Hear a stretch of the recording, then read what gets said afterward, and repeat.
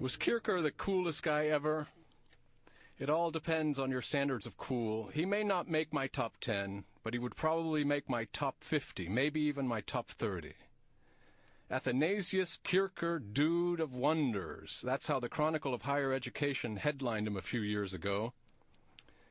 Let me give you some bio on this master of 100 arts, as he was known, so that my guest today can address other matters right off the bat, like why this man who spent most of his life as a professor at the Jesuit college in Rome, the famous Collegio Romano, has been reborn as a hero of sorts in our own times.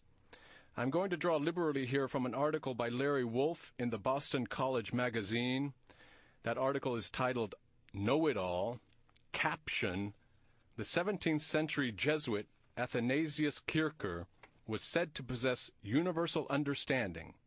He didn't, but he may have been the last man to come close. Kircher was born in Geisa, a small German town, in 1602. His father was a lay lecturer in theology at a Benedictine seminary, and Athanasius was educated at a Jesuit school. He came to the Society of Jesus as a novice in 1618, the year marking the beginning of the 30 Years' War that brought violence, death, and destruction to much of Europe. Traveling across the terrain of warring Catholic and Protestant armies in the bleak robe of a Jesuit novice, young Kircher was assaulted and nearly lynched by Protestant soldiers. He survived to pursue studies in the natural sciences and classical languages, eventually leaving the war zone of the German lands for Avignon in France, and finally settling in Rome, where he became a teacher, scholar, and author of 30-plus books on subjects ranging from astronomy to cryptology to music. Whether in science or letters, Kircher was particularly keen to fathom the mysteries of his day. He invented musical instruments and descended into the crater of Mount Vesuvius, an exploration scientifically summed up in his Mundus Subterraneus, the subterranean world, in 1665. He was a professor who, long before the discovery of the Rosetta Stone, believed that he had found the secrets of interpreting Egyptian hieroglyphs, and who accordingly deciphered the glyphs inscribed on the obelisks that were on display in Rome. In fact, we now know that Kircher could not readily read these hieroglyphs, but he thought he could, and his prestige was so great that his contemporaries gave him the benefit of the doubt, supposing that if anyone was genius enough to solve the linguistic riddle of the Egyptian Sphinx, it would have to be Kircher. Kircher was deeply fascinated by languages. He mastered them, spent a great deal of time considering the history of the Tower of Babel, devised a machine for the translation of multiple languages, and sought to create a universal language for all nations. Such an ideal language would offer the perfect medium for comprehending universal knowledge, and Kircher's linguistic quest reflected his deep conviction of global intellectual unity and consistency. Kircher also established a museum in Rome to house his own collection of natural wonders and ingenious inventions, and he published his own expert and mostly convincing explanations of magnetism, optics, Chinese monuments, and musical harmony, to cite a sampling from his range. Unlike many famous Jesuits of his time, Kircher did not travel widely, but spent most of his life at the Collegio Romano, and his papers remain largely in Rome. But as with most cool dudes, he does have a connection to California, where Stanford University is the home of the Athanasius Kircher Correspondence Project, dedicated to putting online Kircher's entire correspondence with 17th century Jesuits, an international network of colleagues whose intellectual curiosity and willingness to correspond with Kircher and send him materials nourished the professor's erudition. Wolff goes on, what has made Kircher so alluring an intellectual figure at the beginning of the 21st century, whether in Rome or New York or California? Perhaps it is the fact that knowledge in our time moves centrifugally, with subspecialty succeeding specialty and understanding receding from us faster than we can hope to chase it down. Today, science at the most serious level is scarcely accessible to a layman, or indeed to anyone outside the particular discipline, and it would be similarly difficult to find a particle physicist who could write a publishable poem or understand econometrics or DNA sequencing, and so a man like Kircher, whose range of intellectual accomplishment and influence encompasses magnetism, music, engineering, Kabbalah, languages, and sunflower clocks, takes on an antique and heroic shine for us, and we turn him into something odd and therefore cool. Athanasius Kircher, the last man who knew everything, in the title of a 2004 book edited by Stanford's Paula Findlin. And it so happens that Paula Findlin, professor of history here at Stanford, joins me in the studios today to talk about Athanasius Kircher. Welcome to the show, Paula. Thanks, Robert. It's a pleasure to be here. I could not resist the whole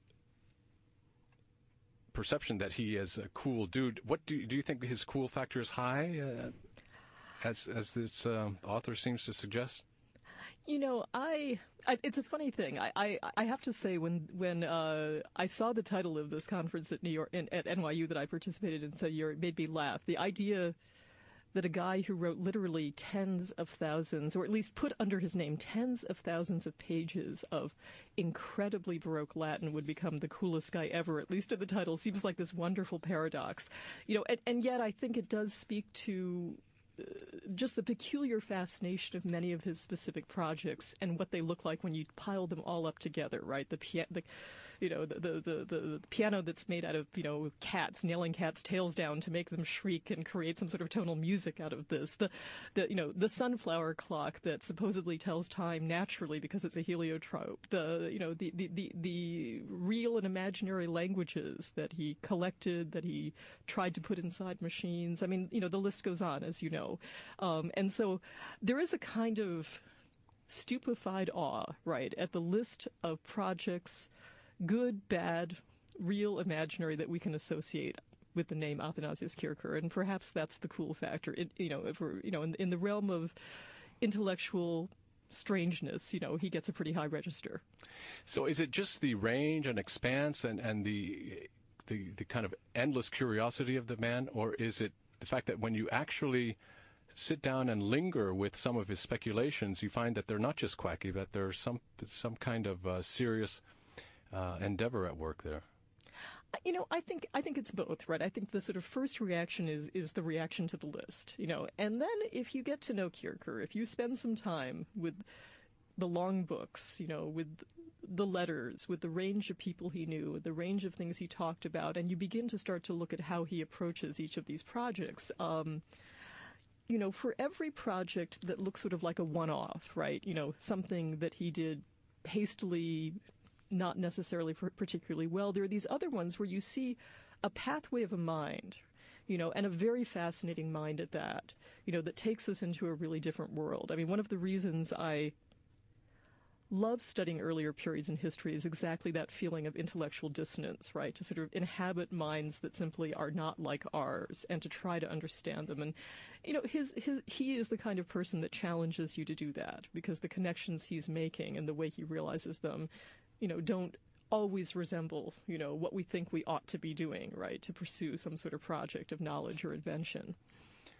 I couldn't agree with you more about at least that being one of the more fascinating elements of looking at the history of science on the one hand, or just intellectual history on the other. That if you're a phenomenologist like me who believes that historical eras or ages are also frameworks by which reality appears or makes an appearance or reveals itself in certain guises, and that there's a history to the way in which the world appeared.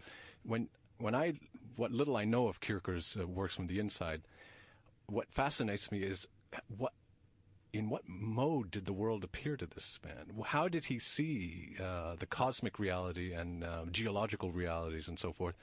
And I suppose that even if it's only at the level of the otherness of his vision, there's something phenomenologically convincing to me about his sheer commitment to his view of the... Well, there is, on some level you can say there is a consistent underlying presupposition, right, that everything is interconnected, and that the task of the researcher is to find the way those connections work, to make them visible, and so that this is an unwavering conviction that he has.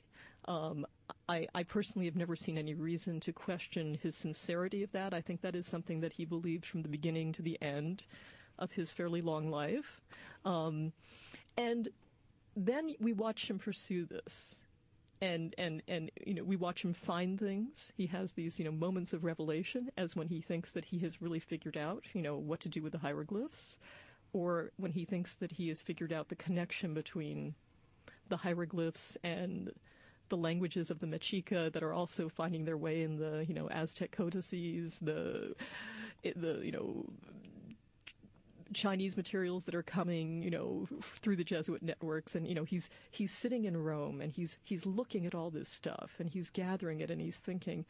And then, of course, he keeps stumbling along the way, too. So what I love is the sort of firm underlying conviction in relationship to, sort of walking through this very thorny landscape, right, in which there are so many exciting questions, there are so many people with good ideas, interesting things to say, and he's trying to absorb them all, and of course, it's a very difficult, if not impossible, task.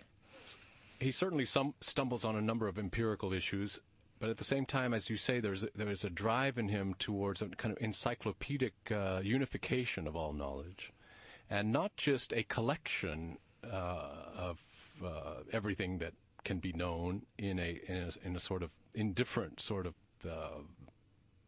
conglomerate, but rather a search for the underlying principles of unity for all that exists.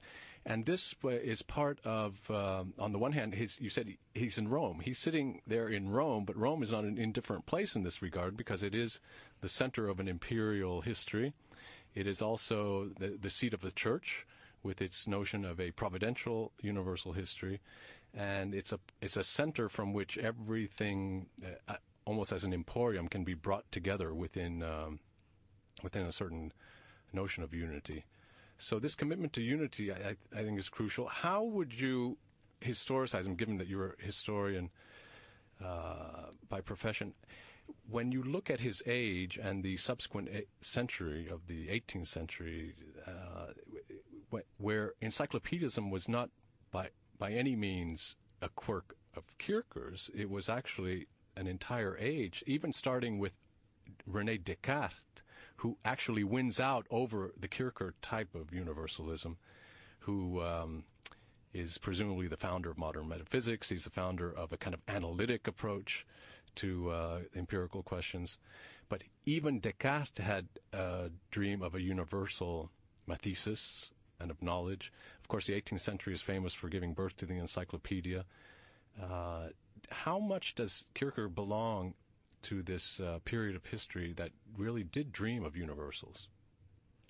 Oh, I think he's dead on about this. I mean, he's at the dead center of that conversation. And, I mean, if you take the famous case of the 18th century encyclopédie, I won't remember off the top of my head how many authors are involved, other than the fact that the Chevalier de Jaucourt wrote so many articles single-handedly that perhaps he's the Athanasius Kircher of that project in some way. But, I mean, one of the signal differences is that was a collective project by a set of people who designed this, who parceled out the articles. And instead, with Kircher, it's clear that he has, over time, some assistants who in various ways, help him develop these projects, perhaps write parts of it. But it's all presented under his name, and overwhelmingly, it is his project as he's absorbed everything, so he still belongs to that category of encyclopedists who think that a single mind, has to do all this work. Now, if you compare him to someone like Descartes, right?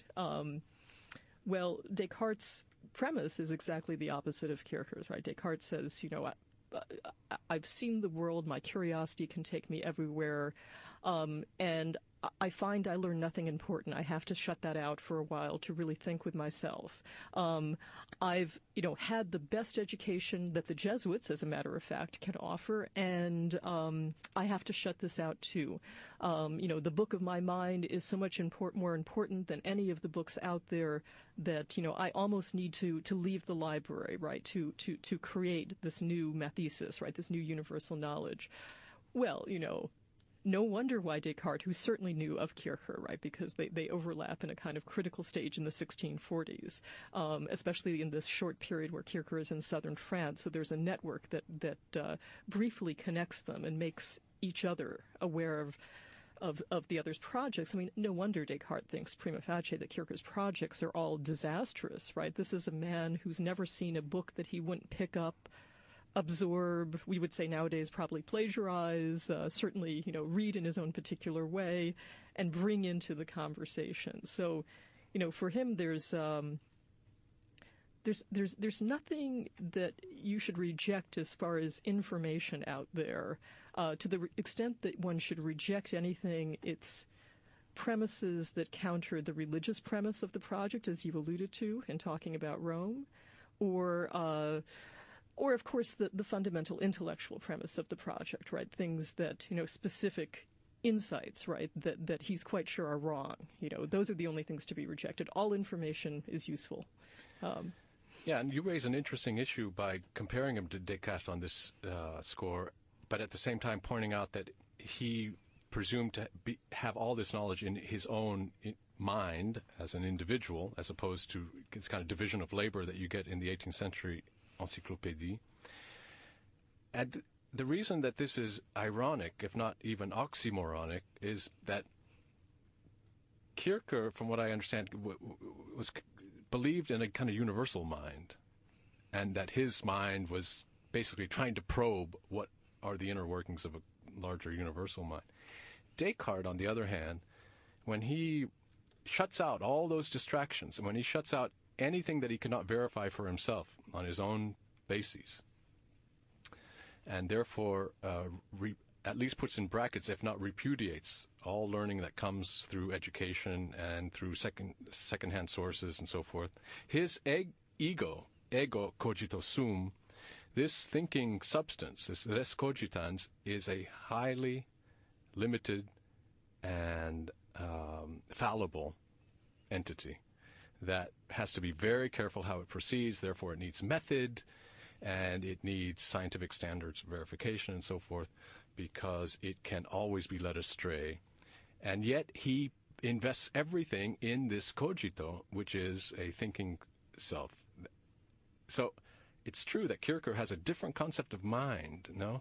And what he was perhaps trying to gather all together within his own mind, I think if you asked him, I'm curious what you think he would have said. Is it really my mind, or am I just, furthering the speculation of another kind of larger, transcendent, unified intellect or something? I think that's right. That's to me, that's a very nice starting point for drawing the distinction, and we could attach that distinction to an absolutely fundamental text for him, which is, of course, the kind of text that Descartes is not allowing into his system, which is the foundational text of the Jesuit order, Ignatius of Loyola's Spiritual Exercise. There is a spiritual self that, when developed and realized in the proper way, will grasp the world. And I think that Kircher, in his own eclectic way, right, he's not an ordinary or typical Jesuit by any means. I mean, there are many different kinds of Jesuits, but most Jesuits don't become best-selling global authors and run internationally famous museums and all these other things that he, was known for in his own life. They don't become celebrities. That's exactly, a Jesuit is supposed to be modest. And he was critiqued internally in the order periodically for not being modest enough about his accomplishments. Yeah, in fact, you claim that he's the first not public intellectual, but the first celebrity intellectual in history, or something along those lines? In some way, I wanted to provoke a conversation about that, because I was really struck by, there was a point where I just got really fascinated with just how far his books traveled and what happened when they got deposited in some pretty remote places. Because, of course, lots of people in Italy, in Europe, in England read his stuff. Of course, given the fact that he was German with important patrons at the Habsburg court in Vienna, he had a reach into Central and Eastern Europe. But then there's the Jesuit, the global missionary network propelling this. And I became completely fascinated with, I think, two thresholds. One is not just Kircher writing about China, because he's one of the first people to write a kind of best-selling, popular encyclopedia about China, translated into more languages than any of his other books. But his books also go to China with the Jesuit mission. But I became especially fascinated by Kircher in the Americas, and this was completely precipitated by my going to an exhibit at the Metropolitan Museum of Art now quite a few years ago on, thousands of years of Mexican art. And one of the signal pieces there is this very famous posthumous 18th century portrait of the national poet of Mexico, Sor Juana Inés de la Cruz. And she's, there depicted as a nun. She's in this imaginary library where you can read the bindings on every book. So I was busy reading that, and there was Kircher. And this sort of sent me off on this whole itinerary to understand what the American readers of my Roman author were doing thousands of miles away. It turned out to be a fascinating, aspect of the story of global celebrity through books. Right. Yeah. Yeah, so the international order of the Society of Jesuits was also part of his epic ambition. Exactly. That's another thing to say. What makes him different than someone like Descartes or, Isaac Newton even? Well, all of these people have networks of scholars and other contacts. They write letters, they get information, they get instruments, specimens, observations, all sorts of information and objects go back and forth. I mean, there's a whole network of exchange that's intellectual, commercial, religious, but few networks are as smoothly oiled and universal as the Jesuit missionary network, right? There's a whole system of bringing information to Rome. So to be in Rome, to be a Jesuit in Rome, in this second century of the Jesuit order, was to be in a very special place. And to the extent that we can say, what was Kircher's real talent? I think his real talent was fully understanding the possibilities of what it meant to arrive in that kind of place and knowing what to do with it. There were many people in Rome who had no idea what to do with that. And I loved thinking about this feedback loop in which all these things come to him, but then he sends out these books filled with text and images about everything he's digested. Yeah, you just sit back, everything will come to you. Yeah. And I guess sometimes I feel like Stanford's the same way. If you do it the right way, you can stay here and have not everything, but a lot just come your way. I remember a book of The Snail and the Mollusk about there's two strategies for gathering food. One is, the snail that has to go out and search for it. The mollusk just sits on the rock and lets everything that the ocean's currents come to it in terms of nutrients and so forth. But you got to be on the right rock, and he was in. Exactly. He was on quite a rock. He was the Baroque mollusk, yeah. No question. That's good. So so everyone talks about him as a polymath, which is obviously the case. But a polymath is someone who knows very many things. We've been trying to say there's more than just many. It's the unity of the many and so forth. But let's review just a few of the things that particularly interested in him, and in my case interests me, is his fascination with geology is one of them. He was well known for having descended into Vesuvius and the crater of Vesuvius prior to its eruption. That's one case of the snail. He actually goes in person rather than reading accounts of it. And he thought that the subterranean world, which is not visible to the human eye or the human experience, but it's a world of interconnections, of a kind of web of interrelations that seems so perfect for his sort of syncretism. Do you agree with that?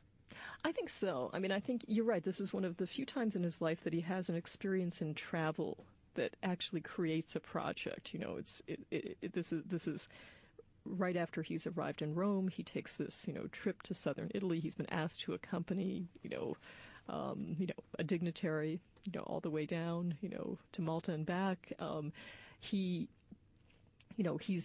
overwhelmed by this, and he then spends decades of his life, from, I think first he works to, in a way, draw a picture of what he thought he saw, to sort of collect maybe the experience, right, of the moment. But then he goes back and he thinks about it, and he thinks about how this interconnects with projects like his trying to figure out whether magnetism really is the holy grail of physics. He's been already researching this for more than a decade at the time he has this experience of Vesuvius and also Etna, that both erupt within some short period of each other, that he happens to see both. So he's really now struck by after all, think of him, he's a Northern European arrived in southern Italy, and he's seeing southern Italy on fire, and he's now seeing that just the physical structure, right, of the geocosm is, it's dynamic, it's movemented. What does this mean? What lies beneath? And so I think at that point we need to then think of him as a guy who treats the Earth like he treats the hieroglyphs, right? Now he starts, there's a mystery underneath this. How can I start peeling this away? What information do I need to put this all together? And I do think, personally, that The Subterranean World is one of his most important and successful books, in the sense that it is a truly unique encyclopedia. It's a very different way of looking at the world that, yes, absorbs lots of old things, but also puts lots of new data down about ocean currents, observations about where the concentration is of active volcanoes, which can only come from the kind of age he lives in, right, which is the sort of more mature phase of European conquest and colonialism, when people, as well as Jesuit missionaries, people really have good information about what's different about different parts of the Earth. But he's not just trying to write about the surface of nature. He has a few things to say about that. But I was struck years ago about the fact that he wasn't, unlike many naturalists in this period, he wasn't really that interested in cataloging every animal or plant. But it was what lay beneath, So in this respect, Stephen Jay Gould was absolutely right to say that Kircher should be included among the early figures, right, who helped to construct, the sciences of geology and paleontology, and we shouldn't just simply dismiss him because some of the things he says in this book turn out to be absolutely wrong, say about fossils, but they're next to things that are absolutely right about fossils too. And so he's talking about the giants that used to rule the earth, or the pygmies that might lie beneath the surface, and whether the homunculus is absolutely real. But then he's tracing all these wonderful, ocean currents and the magnetic resonance, because these are the current questions, right, that are absolutely fresh and new. It's all there in this book with these beautiful illustrations too. I've always said that one of the most innovative things, which Kircher owed perhaps even more to his publisher than himself, more than any of his publishers, Janssen in Amsterdam, was the quality of the images, the visualization, right, of the projects was so compelling. Yeah, I'm glad you say that, because when you look at some of these manuscript pages and you see the illustrations, you can say, okay, maybe he might have been wrong on the science of it, but he is seeing things there that maybe he had a flawed mechanism of explanation for, but there was a direct phenomenological engagement with his phenomena, and the subterranean world is one. Would you say that fossils is part of that same impulse that he had, geologically oriented? There were a lot of interest in fossils by various scholars at the time. Even Leonardo da Vinci was speculating about how you could find apparently marine fossils on land and so forth. But the importance of fossils for Kircher seems to take on a different sort of valence when connected to his interest in the subterranean world and interconnectedness. Yeah, he is, I think on the one hand, he sees fossils of, this constant unfolding, right, of the replication of things out there in the world, and this wonderful image that I have and others have often pointed people to out of this book, which is entitled The Works of Nature the Painter, where he brings together all the sort of replications that he puts under the category fossils, which can include mandrakes, anthropomorphic landscapes, lots of things we wouldn't consider to be fossils, alphabets carved in stone, but also things that are fossils, right, an echinoid, fish that has, been, fossilized, over time. So he has all of that. But then at the same time, he is also thinking about fossils as a manifestation of the surface manifestation of all this activity over time, right? All this geologic activity. And at the point that his book appears, there really there's a kind of thin line of people who have talked about that, but there isn't a real fully formed argument. Well, Anthony Grafton claims somewhere that he discovered deep time in that geological sense. It's an interesting question. I mean, I would argue that there's a set of people in the 1660s and 70s who all kind of simultaneously do that, but they do that in conversation with each other's projects. And Kircher's a bit on the early side of that, indeed, and people who respond strongly and harshly to him are doing so in the late 1660s and 70s. So, I mean, he is helping to generate a conversation. I mean, this is an instance of a project that really, if we want to think of it this way, this is a nice way also to abstract one of the things I like about him.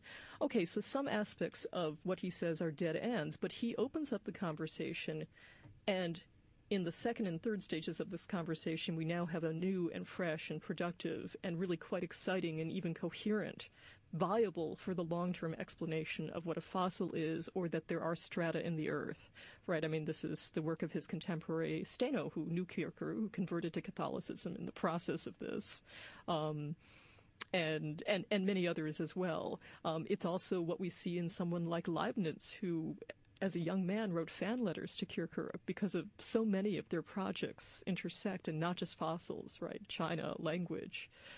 But then when we look at the end game for Leibniz, we see a very different result, right? Leibniz does make, I think, almost in each instance, something new and different out of it. But I've always liked to say that the starting point for him was growing up with Kircher. Yeah. But didn't he end up having a certain kind of contempt for Kircher's science? Oh, absolutely, right. I mean, that's again this what I love about looking at the sort of stages of these encyclopedic projects, and maybe just generally, the evolution of knowledge is that to eventually you have to give up what you stand on, right? I mean, we don't just stand on the shoulders of giants. Eventually we kick them into the dust, and that's what that next generation is going to do. So that if Kircher is, the hero of a certain intellectual world, say in the middle of his career in the 1650s and 60s, where he's producing so many books and there are so many people just dazzled by what he's doing, the small chords of criticism that are there from the start grow. And so, yes, by the time you read the mature Leibniz, he's going to give you the long list of everything that's wrong. And we've tended to remember that list because it's quite entertaining. And, again, it kind of creates the image of not the guy who knows everything, but the guy who knew nothing. But that's a gross exaggeration, because then you step back and see that the origins of Leibniz project is, indeed, right, out of all those books. So on this issue of deep time, that is it your understanding that had Kircher not been a Jesuit, that he probably would have gotten into a lot more trouble with the church than he did, and that being a Jesuit almost gave him a cover, because he actually suggests overtly that the Egyptian, when he has a list of kings, for example, that they have to go way far back, older than what the Bible tells us is the beginnings of things. Does he get away with something just because of his belonging to that order? It's not even so much belonging to the order as being a special kind of celebrity within the order and beyond, within the Catholic world. That I think when you look at, as we've been able to in recent years, when you look at the kind of editorial process that went on about getting a book published as a Jesuit, we can basically read internal book reviews when they've survived from other Jesuits who act as the censors, the quality control, and we see what they're anxious about with different books, and there are all sorts of things. And with somebody like Kircher, you can see that there are a number of projects in which, if people had really wanted to make an issue of the arguments that he was pushing, they could have created controversies. But largely they don't. Usually the most touchy issues, say in his work on astronomy, are taken care of internally by the editorial processes. I think the questions that you raise about chronology, that's when I see in other instances as well. I don't think that people fully realized in the mid-17th century the way they were going to do by the end of the century or by the 18th century what the implications were. I think that this is an early enough stage in that conversation, unlike, say, the debates about Copernicus, where people have really arrived, especially by 1633 with the trial of Galileo. They really have an opinion. They know what Catholic orthodoxy is on astronomy, and there's a very clear line that if you violate that, there are certain ways you can be ambiguous, but if you violate that, no. Things will happen or it needs to be corrected. Some of these other issues, they're still trying to figure out, and debating whether, it really is a heresy or not, or a problem, on the way to a heresy.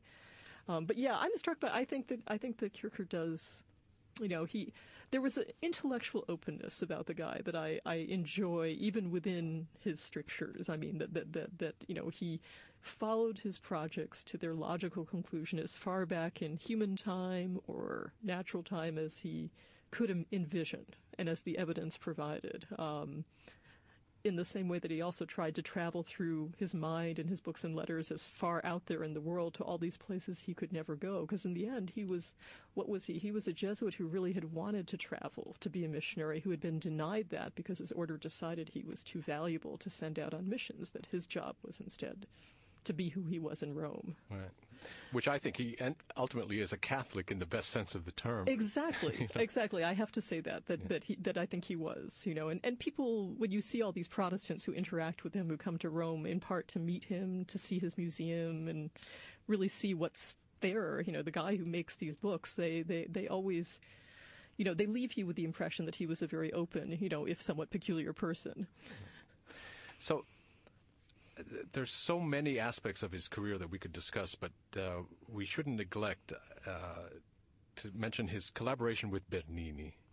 So two of Bernini's famous Roman monuments. There's the obelisk atop the fountain of the Four Rivers in Piazza Navona, and there's another obelisk on the elephant in Santa Maria Minerva in Rome.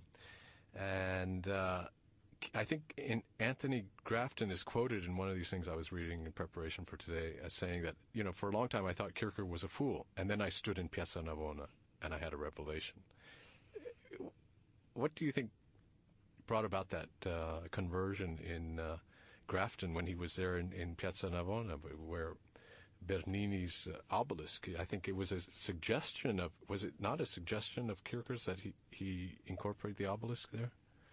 That I'm never yet sure about that. People sort of debate about, his role there. There's no question that he is the obelisk consultant of mid-17th century Rome. That's, a phrase a number of us have used to describe him, because he's the guy who's going to, he's going to read the inscriptions. He's going to tell you what it means. He's going to help you, create the explanation in Latin at the bottom. Did he suggest ideas about the iconography? That's, I think that's still open to debate, right? How much of that is Bernini? How much is the patron? How much is, I wouldn't assign him the primary role, that's for sure, but there is definitely a collaboration. And to go back to your initial question of what was it about standing in a place like Piazza Navona that changed Tony Grafton's mind, right? That this wasn't just a guy who, went down the wrong path and almost deliberately misunderstood the hieroglyphs, right, as many Egyptologists have said, but for the Rosetta Stone, right, what is it you see then, especially there, even more than in front of Bernini's elephant, is you see a man who participated in the making of one of the most important monuments in one of the most important spaces in Rome. And then you start to think about that this is not just a mind producing books, right? But this is somebody who also is producing experience. And it's a lasting experience, and it's an experience we can still have, right? We can't visit his museum, which was also the ultimate experience, like the obelisk, I think. We can't visit his museum save through the 1678 catalog done at the end of his life. Save through the temporary reconstruction of this museum for an exhibit that was done around the time we also were doing things here at Stanford, in Palazzo Venezia. So alas, there's been no permanent reconstruction of that, but we still have this. We can go into some of the most important spaces that remind us of a moment in time when Rome as a early modern cosmopolitan city truly emerged, and we can imagine Kircher staking his claim in the making of that, not as the primary player, right, that belongs to the popes, to Bernini, etc., but as yet another figure, right, who's contributing to these things. But actually, he's a major architect or source for the Mentorella monastery. For this interesting little shrine. So here we go back to this idea that it's often, and I made this mistake myself when I first was working on Kircher. Of course, I knew he was a Jesuit, but it's easy to just get absorbed in the intellectual itineraries of the project and, to sort of follow through the story of fossils or the hieroglyphs and yes, be aware that it's all very Catholic, but not really think about him as a man of faith, And yet you see, that late in life, he helps to renovate a shrine that was very meaningful to him, that he seems to have spent a lot of time on when he could get away from Rome, that he also used for some of his acoustical experiments because it's up on a hill. He jokes about sort of tricking, peasants with some of his, megaphones and other kinds of acoustic devices, that he would use from the top or trying to convince them that the sort of flying dragon balloon he'd created wasn't real, so to sort of make them understand what a true miracle was by deceiving them with one of his inventions. He seems to have done a number of things in this place, but also to have restored, an ancient shrine of Christianity and to have probably seen it as a place where he could truly be in his spiritual exercises, right, in the way that a Jesuit should, fulfilling his vows. And this Mentorella, it's the shrine for Saint Sant'Eustachio in Italian. I don't know exactly. Yeah, Eustace or Eustace, or I never know either. Eustachio for me as well. And yes, it's the Christianity found in nature, right? Illuminated through the horns of a stag, as I recall. Exactly. And the picture. I mean, David Wilson did this fun little dioramic reconstruction in the Museum of Jurassic Technology down in Southern California. It's one of the number of reconstructions that Wilson has done. So, which I was very appreciative he chose that. But it's also very Catholic that his heart, Kircher's heart, is buried in Mentorella. Exactly. And his body elsewhere. It's like St. Catherine and so many other people. Yeah, that there's a bit of, and you see that this autobiography, this very odd autobiography, there's just been a critical edition done in France of this, which I'm looking forward to, to reading and seeing, what people have found. But, the autobiography that he writes at the end of his life, does set up all these kinds of quasi-miracles, right? I mean, there is this kind of, on some level we could say that Kircher was imagining that he might have some of the ingredients to be the making of a scholar saint. Never fully arrived there, but, it's kind of right up there with one of my favorite moments in the writing of his most loyal disciple, the German Jesuit Kaspar Schott, where Schott talks about Kircher's dream of becoming Pope, which is something I went on at length about in the introduction to The Last Man Who Knew Everything, because I was so tickled by this bizarre image of what he would have been like as Pope. Yeah, a new vision of what a Pope could be. Exactly. Maybe we lost something there.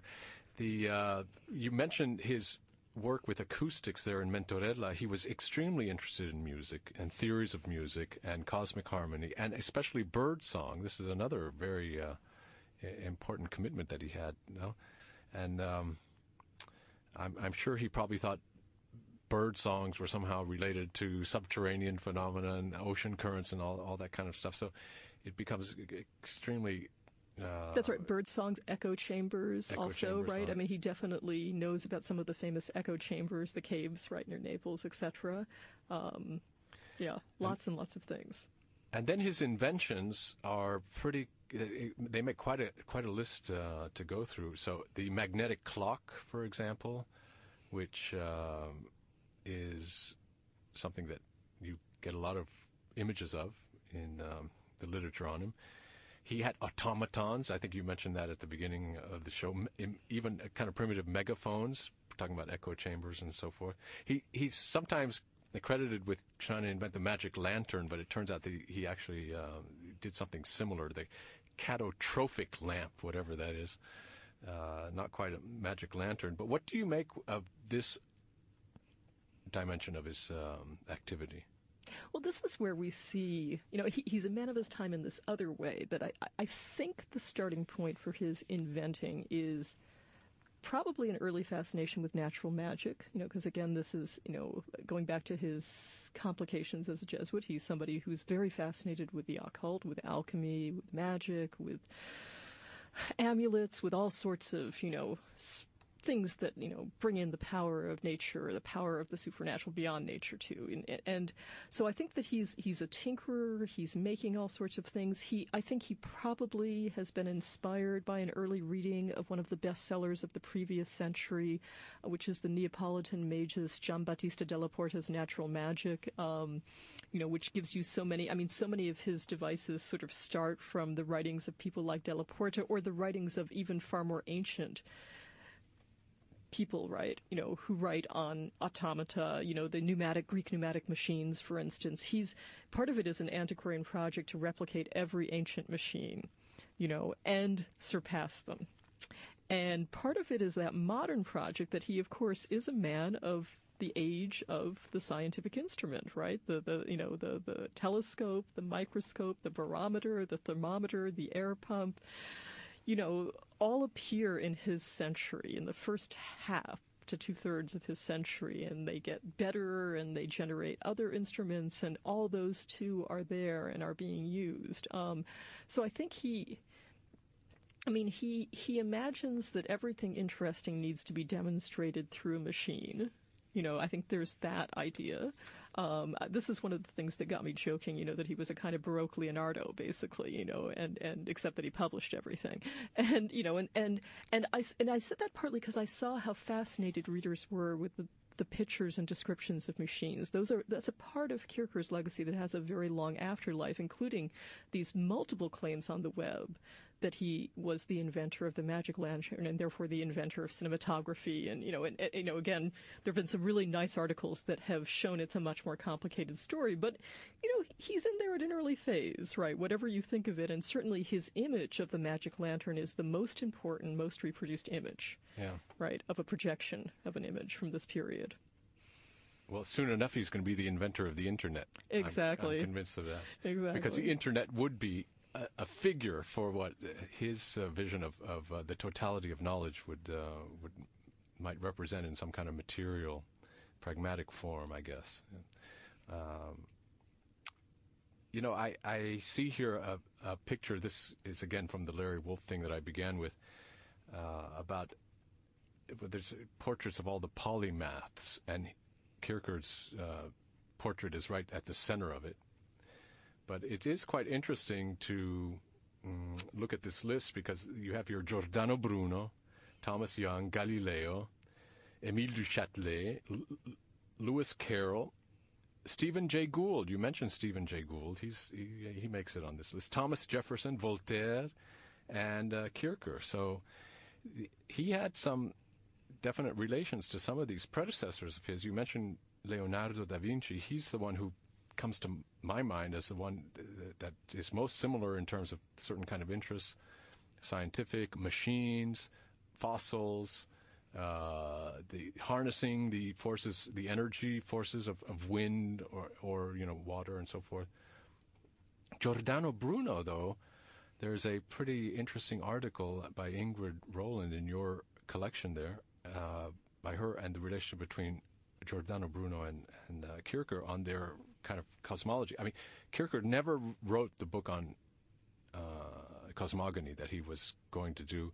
He was getting probably too close to the controversy with Galileo and the heliocentrism and so forth. But she makes a pretty good case for how Bruno's heretical doctrine that God needs the world every bit as much as the world needs God, because God's mind is so infinitely fertile and it's so productive and needing to create a whole wide diversity of things in order to realize its innate ideas, that's why we have such an incredibly diverse, rich, inexhaustible world of phenomena, because the overabundant, the panspermia, this whole notion of the universal seed, right? The universal seed that has to come to fruition is what lies at the origin of the cosmos as a whole.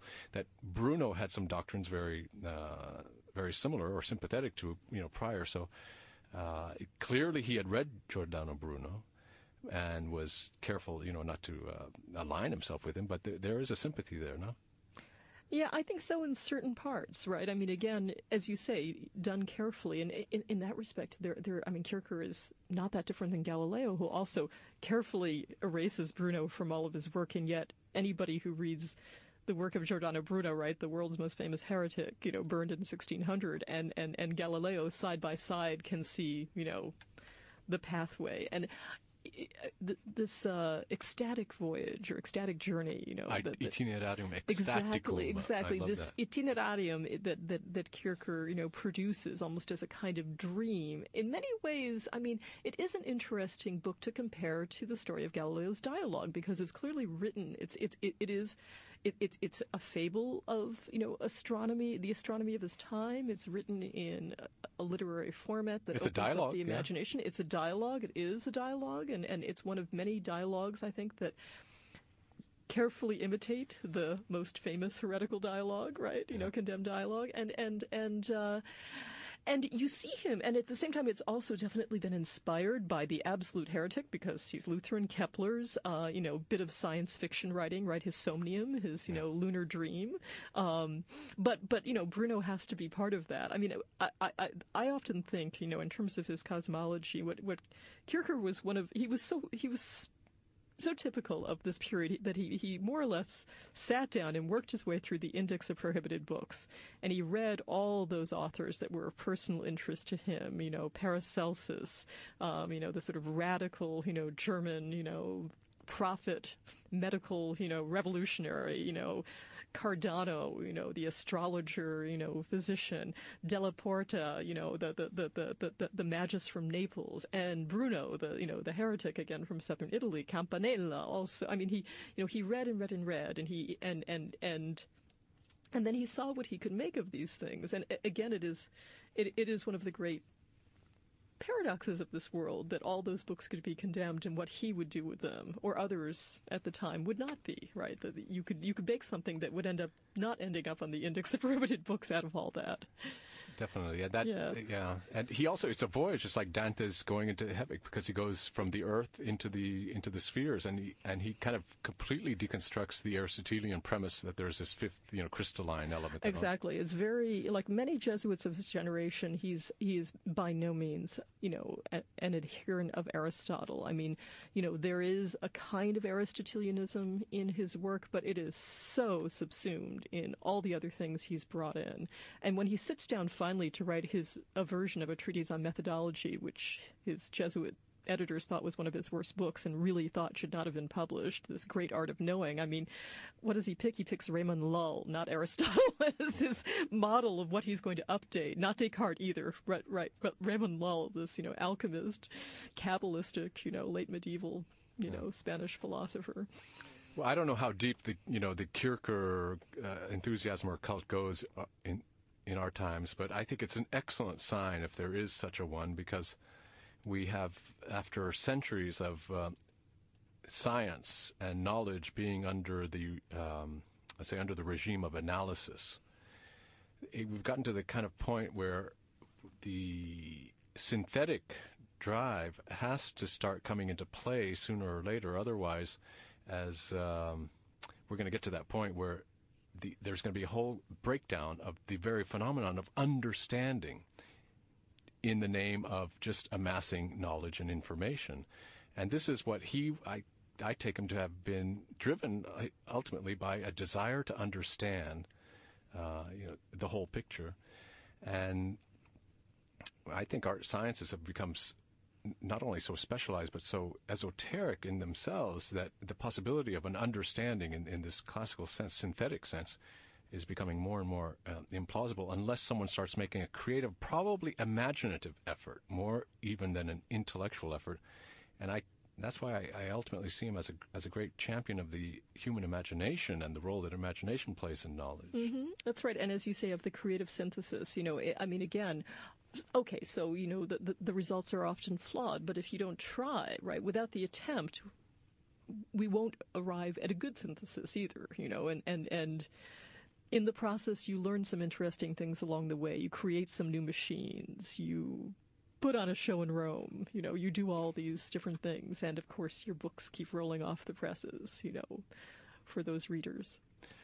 Well, it's been a fascinating discussion with you, Paula. I want to remind our listeners we've been speaking with Professor Paula Finland from the History Department here at Stanford, where she specializes, among other things, in the history of science and is the editor of this book we've been referring to a number of times in the past hour about Kircher, the last man who knew everything.